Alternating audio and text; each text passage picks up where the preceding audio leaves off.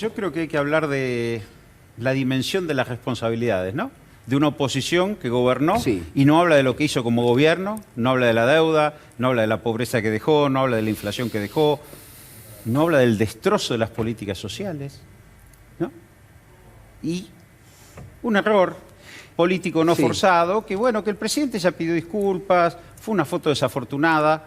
Digo, me parece que la dimensión de las responsabilidades tal vez sería una tarea nuestra en parte, introducir la dimensión de las responsabilidades. Pero más allá de la foto, lo desafortunado fue obviamente el hecho en sí, ¿no? Eso el hecho es un hecho desafortunado porque me parece que en un momento de penuria, una penuria provocada por el macrismo y más la pandemia, el pueblo necesita empatía y que lo acompañen en su penuria, que estén con él en su penuria. Y ahí por ahí esta foto genera cierta situación de dolor en una piel que está lacerada. Pero eso no abandona la necesidad de empatía, de acompañar al pueblo en un momento de penuria, mostrando también que uno apuesta a resolverlo, ¿no? Que el gobierno toma medidas concretas para resolverlo. Bueno, basta de tener que dar explicaciones. Porque ellos no explican nada. Empecemos a pedirle explicaciones a ellos.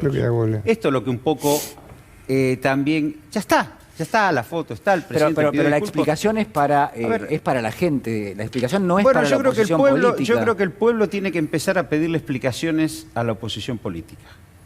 Porque también sabemos que la oposición política está respaldada por los medios hegemónicos que van a estudios de televisión, no les repreguntan nada. Digo, pero alguien tiene que preguntarle a la actual candidata, eterna candidata a diputada Graciela Ocaña, su responsabilidad. Porque hubo acá durante 4 años chicos que no tuvieron acceso a las cunitas, que ella se encargó de desbaratar con una denuncia falsa que además de dañar el buen nombre y honor de muchos compañeros con los cuales me solidarizo, perjudicó a los chicos. Entonces yo creo que cuando ella vaya a pedirle el voto al pueblo, en las barriadas humildes, en las organizaciones populares, tienen que pedirle a esa señora explicaciones de las razones de su denuncia y por la cual los chicos no tienen cunita. A Luis Caputo, ministro de Finanzas del gobierno de Macri, presidente de Banco Central, responsable del endeudamiento, del pago a buitre, la LEVAC, el pueblo tiene que pedirle explicaciones, mucho más graves que si el presidente efectivamente cometió un error, como dice Aníbal, hace algo más de un año.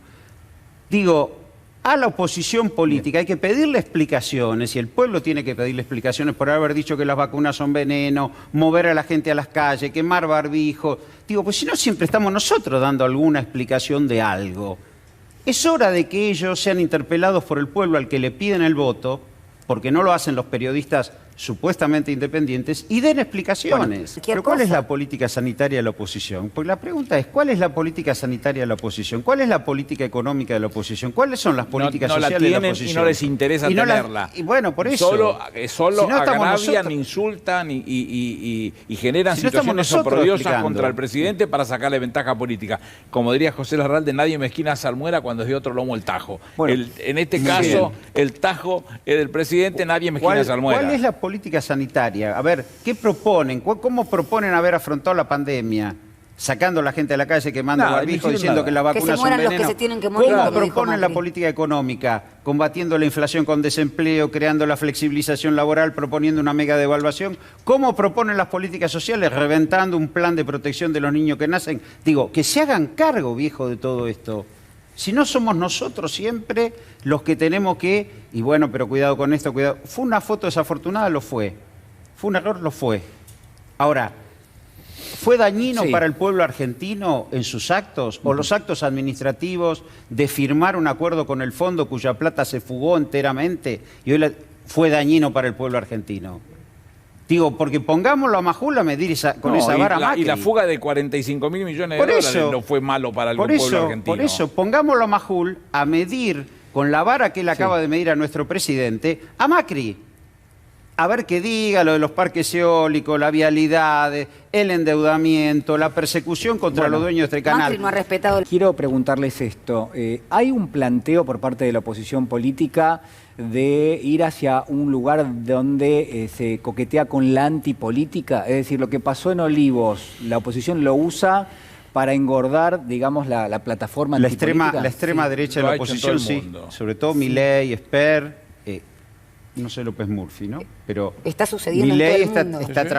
está trabajando en la conformación de un espacio de extrema derecha liberal sobre la base de la antipolítica. Y la antipolítica, en definitiva, es destruir la democracia, porque es destruir la representación popular. Cambiemos llega con un sustento político que es el radicalismo como estructura política y como práctica política, que rápidamente lo corren y arman una élite. Por primera vez gobierna una élite. Por eso el fracaso es tan grande y el dolor de la derrota es tan grande, porque es la crisis de una élite gobernando, que fue incapaz de darle a los argentinos un proyecto de país. Ahora, el problema que hay hoy es que en el discurso antipolítica y el reclamo por la libertad individual, lo que me encuentro es que en esas listas hay un montón de amantes de la dictadura, negacionistas del genocidio, negacionistas de los derechos de identidad de género. Digo, eso es lo gravoso que viene, porque acá pareciera que lo único que hay que conservar de la Constitución es el artículo 14 de las libertades individuales o derechos individuales, y no el artículo 14 bis de los derechos sociales. Es un solapamiento de unos derechos sobre otros. Pero borrar del mapa es la prevalencia del derecho individual. El único derecho a ser defendido es la propiedad privada por encima de cualquier otra cosa. Y no hay derecho a la vivienda, derecho al salario digno, derecho a las vacaciones, derecho al aguinaldo. A la salud, al divertimento. A la salud. La propiedad privada. Yo digo, primero, en eso, ¿cómo le llega al pueblo? El pueblo es muy comprensivo de todos estos fenómenos, porque no en vano lo eyectó a Macri en primera vuelta en el 2019. Es decir, la llegada del fondo es una asociación de cosas negativas para el pueblo. Esto está en su memoria. Yo no, en eso... Creo que el debate hoy es cómo el gobierno puso el Estado en la cancha, aún limitado, para afrontar la pandemia, cómo lo saca adelante en medio de este desastre, cómo logra vacunar a 36 millones de personas, 10 millones con 2 dosis, cómo logra impedir un colapso sanitario, cómo logra impedir un colapso alimentario a pesar del jaque de los precios que hacen los monopolios, cómo logra preservar la asistencia alimentaria. ¿Y cómo se plantea la reactivación hacia adelante? Con todos estos límites, con todos estos límites. Y del otro lado hay una posición que lo único que sigue proponiendo es más miseria para el pueblo. Porque esto también, cuando uno dice, hay que obligarlos a discutir. ¿Qué es flexibilización laboral, acabar con los contratos históricos? ¿Qué significa pensar en una mega devaluación y combatir la inflación a como dé lugar con un ajuste monetario y fiscal si no es desempleo? Digo, me parece que esto también en el imaginario popular está presente. Yo creo que esta elección es una elección que define ese rumbo en el que están discutiendo. No en vano nos acompañaron en el 2019 y yo no creo que ahora no nos acompañen, porque el esfuerzo que ha hecho el gobierno para enfrentar esta situación con un Estado quebrado por la deuda, porque endeudar es quebrar, ha sido exitoso. Digo, me parece que eso es lo que hay que discutir hoy.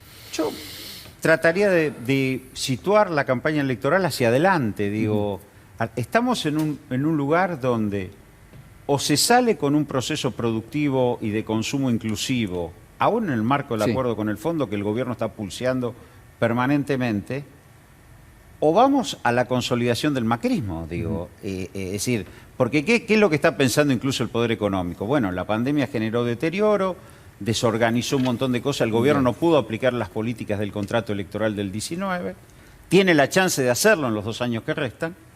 Bueno, aprovechemos para consolidar este esquema de desempleo de 2 dígitos, deterioro del poder adquisitivo del salario, que no haya recuperación, y mantener un esquema de cero control por parte del Estado sobre la regulación económica. Creo que esto es lo que se está discutiendo hoy. Creo que hoy se está discutiendo si Argentina puede avanzar en recrear un proceso de producción y consumo inclusivo, ordenando desde su macroeconomía sin traumatismo social, sin daños, o se está discutiendo un ajuste puro y duro al más puro estilo de lo que hizo Macri o lo que hizo López Murphy cuando quiso intentar en esa semana que quiso ser ministro, arancelar las universidades, bajar nominalmente los salarios, deteriorar los derechos laborales. Digo, me parece que estamos en esa discusión de consolidar un esquema de deterioro social en forma estructural o avanzar en una recuperación fuerte de la economía. Bien. Que la oposición hable de lo que hizo en el gobierno, porque si no convalidamos la fuga de Vidal de la provincia a la capital, y eso no hay que hacerlo.